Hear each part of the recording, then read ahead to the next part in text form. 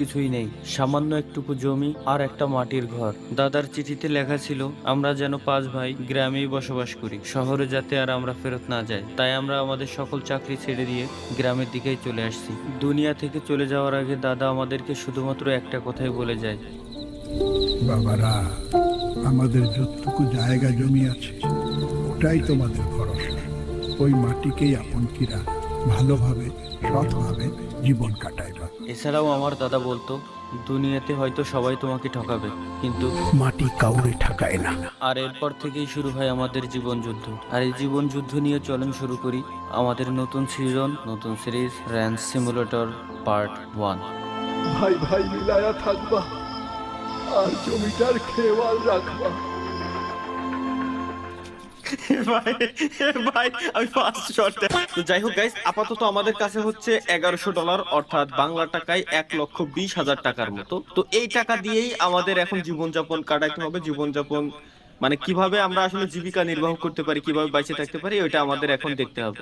কারণ এখন আর আমাদের মাথার উপরে কেউ নাই, আমাদের 5 ভাইয়েরই এখান থেকে বেঁচে ফিরতে হবে, বেঁচে থাকতে হবে। আর বর্তমানে আমরা এতটাই গরিব যে আমাদের দুইবার তিনবারই হাফ প্যান্ট ভরা, ফুল প্যান্ট ভরা ই নাই, দুটো তো খালি গায়ে আছে।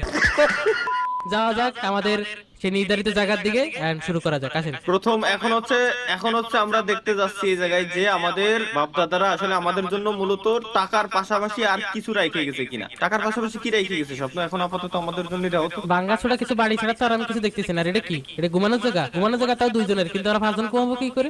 এইটুকু একটা জায়গার ভিতর আমাদের 5 জনের ঘুমাইতে হবে, ঠিক আছে? এখান থেকে আমরা সেফ দিতে পারবো, প্লাস এখানে আমাদের 5 জনের দেখি 5 জন দেই, 5 জন একসাথে শৌচ দেই, ধরে কিনা? ধরবে না, দুইজনের বেশি। দুইজন করে ঘুমাইতে হবে। তাহলে শোনো, যে সময় এক একজন মানে দুইজন করে আমরা আলাদা আলাদা ঘুমাই নেবো, আর একজন যে সিঙ্গেল থাকবো সিঙ্গেল জন আমরা আলাদা করে ঘুমাবো, ঠিক আছে? ওকে ওকে, ঠিক আর আছে। আর এই এটা কি? দুটো বাড়ি রেখে গেছে নাকি? এটা ইমারতের বাড়ি বানাই দেখি। এদিকে এই ভাই সেই দরজা আছে, বড় দরজা, ঠিক আছে? এদিকে বড় বড় কি রইছে? এখানে গাড়ি খেয়ে গেছে ভাই। একটা গাড়িও আছে, বা নাইস। যাই হোক, গাড়ি বাপদাদা কিছু করুক না করুক, গাড়িও দুটো রেখে গেছে। আবার আরে তেলের বোতল, হাতে দেন তেলের বোতল। তেলের বোতল।